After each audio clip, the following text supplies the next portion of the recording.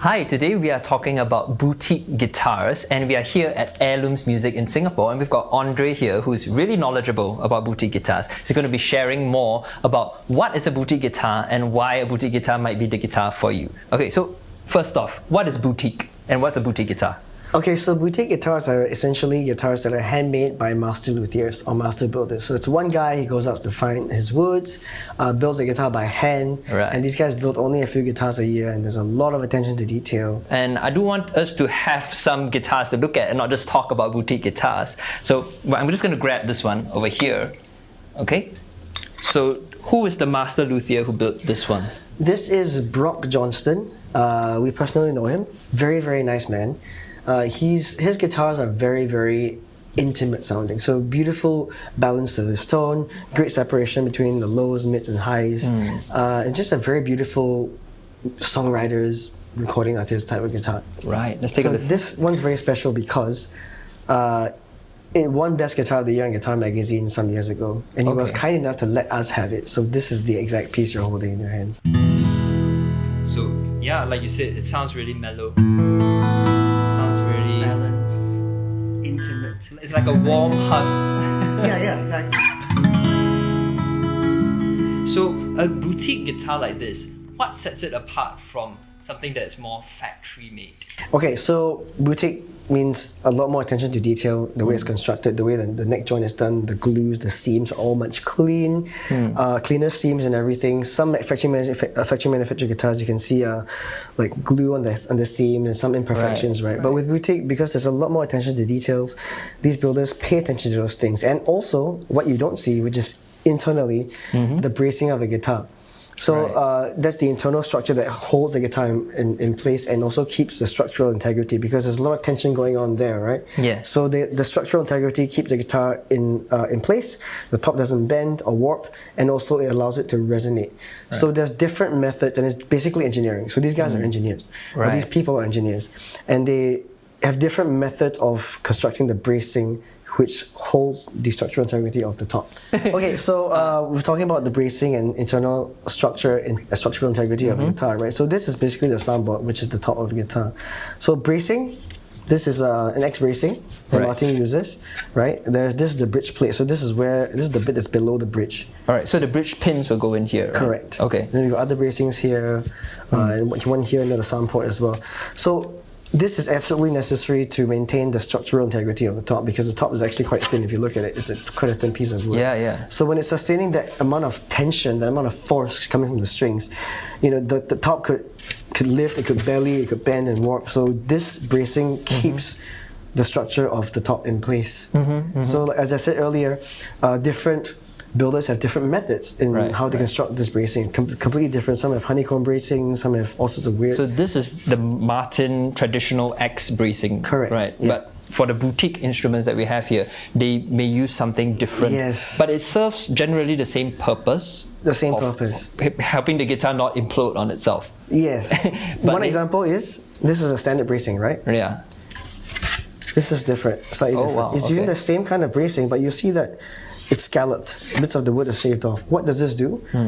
Basically, when you take out materials of the bracing, it allows the top to resonate more, and therefore become louder. So it's stuff like this that these builders, or techniques like this that builders use to engineer the structure of the top here, that allow the top to resonate more. And I mean, it's not as though factory-made guitars are poor quality per se, but I think what you're hinting at is that because it's by a dedicated person, right? It's a very small-scale production. There's a lot of attention to detail. It's also personal. Right. That's the reason.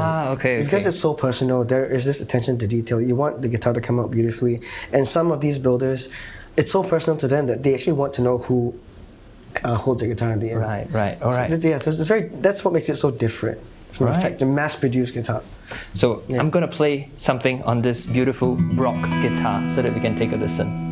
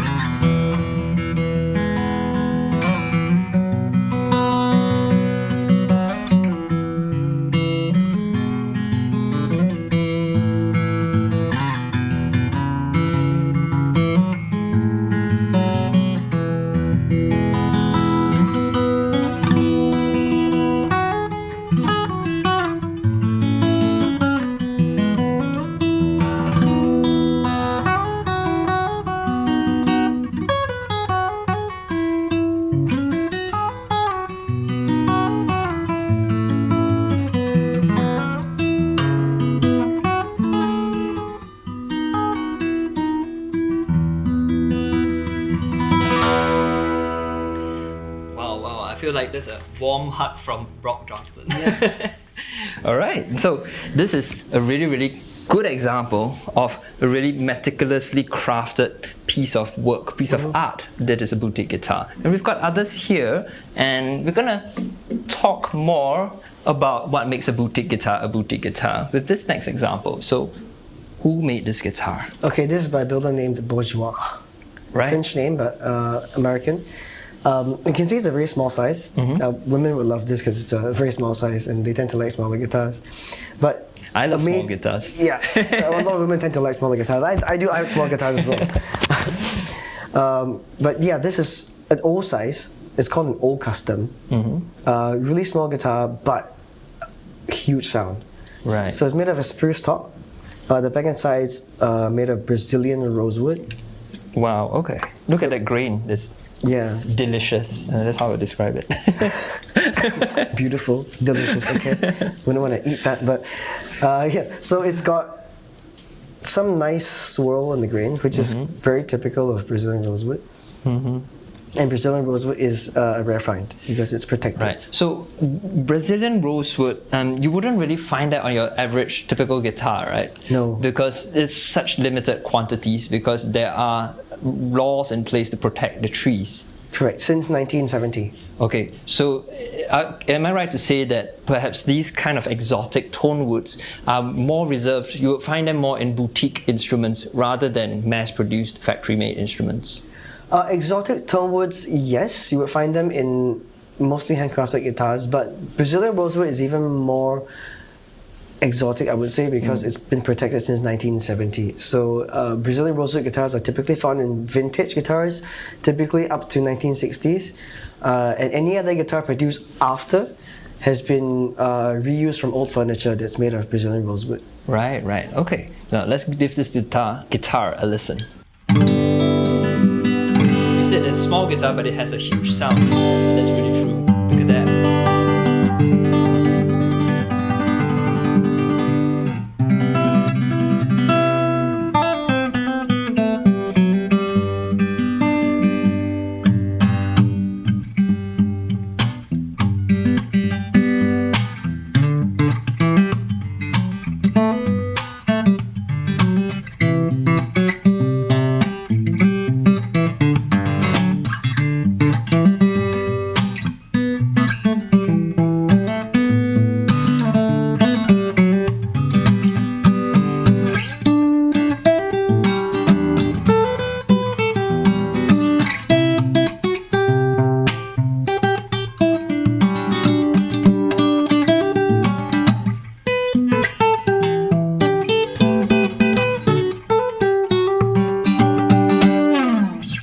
Wow, okay, so it's got a really nice bass response as well for such a small instrument. I hope I didn't knock it too much just now.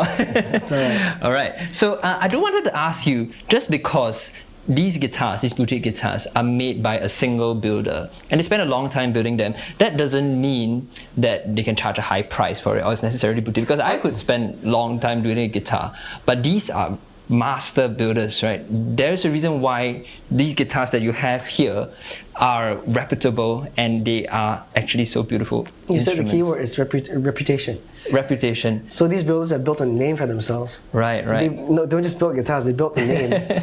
And because they become so well known with the quality of the instruments, then their value goes up. I see, I see. Because there are a lot of other builders out there that haven't built a name for themselves, who produce guitars and they try to market it, but they can't really sell because nobody knows the brand. Then nobody knows the reputation. They don't know if the guitars are actually worth something. Right, right. So it's the reputation that comes with the guitar. And reputation comes from building good guitars, right? You don't just get a good reputation by doing good publicity. You have to have a good instrument in the first place. So so boutique instruments are something a little bit different from your factory-made instruments, I would say. Very different, I would say. Very different. It's a different world altogether. We've got one more instrument here. Check it out. This is Joe Konkoly. Joe Konkoly. Okay, so this guitar is very similar to that of a Martin. If you look at it at first glance, if you cover the name here, you think it's a Martin. So this is like a recreation of a vintage style Martin guitar, you can say. And Joe Konkoly's guitar is also quite unique. This one it's very, how do I say, it's very powerful tone. Despite it's also not so huge size. It's very projecting, I would say. Projecting, loud, and very clear. There we have it.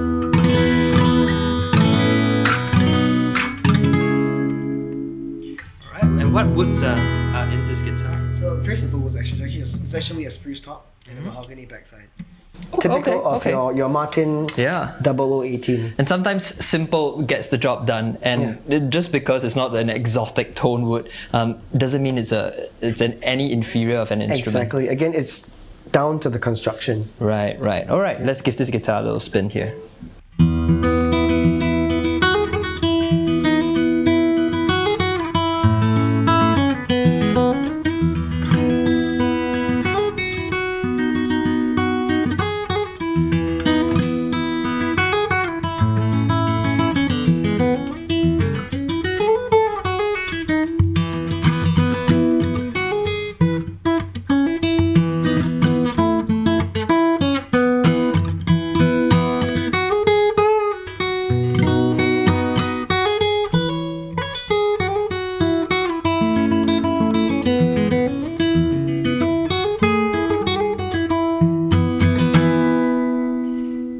That's a really, really nice sound. It actually sounds pretty similar to a Martin, I would say. There is a similarity. But with a certain characteristic. I mean, there is a characteristic Martin sound, but there's also something else in this instrument. I can't really put my tongue to it. I get what you mean. There is some similarity, but still, there's something very different about the tone. Right. You could say there's similarity in terms of maybe the brightness and projection, but tonally, there's something different in there. If you play it side by side to Martin, you immediately hear a difference. Okay. Well, thank you so much for sharing about boutique instruments. And I think one thing that I've taken away is that these boutique instruments, they have something that's very personal to that builder. And I think there's a big world of boutique instruments for us all to explore. Each instrument, each builder is not going to have the same sound. So absolutely not. A place like Heirlooms, where you've got a whole wall of boutique instruments, this is the place to go to try and just spend time here, just enjoy the sound of all these instruments. And if you're in the mood for it, you can pick one up yourself. Yeah, thank you so much, Andre. You're most welcome. Yeah, I'll see you all next time. Take care.